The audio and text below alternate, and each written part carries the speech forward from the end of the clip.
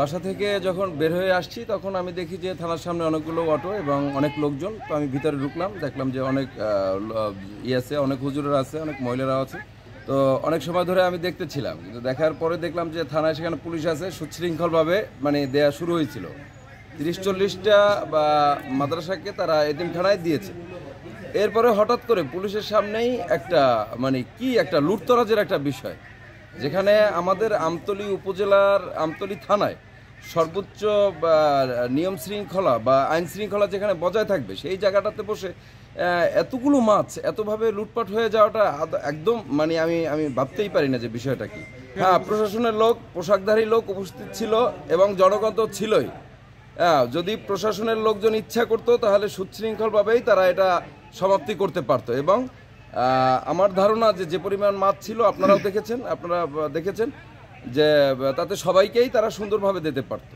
আমি আসলে এটা কোনোভাবেই মেনে নিতে পারছি না। আমি যে আমতলীর জনগণ, আমার বাসার কাছেই থানা, সেখানে এরকম একটা অপ্রীতিকর ঘটনা একদম মানে এটা মানার মতো না, মানতে পারছিও না। বিষয়টা আসলে খুবই ন্যাক্কারজনক। আমি এটা ঊর্ধ্বতন যারা আছেন কর্তৃপক্ষ তাদের কাছে আমি যথাযথ ব্যবস্থা নেওয়ার জন্য আমি দাবি জানাচ্ছি।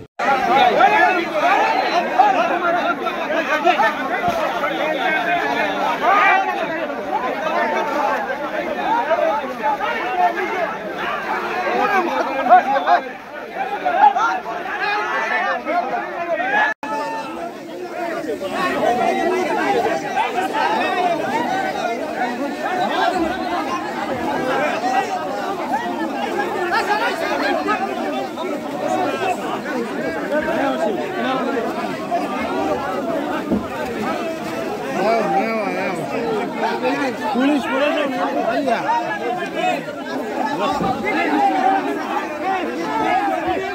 পুলিশের এই পুলিশ আপারক এই মাছ দিতে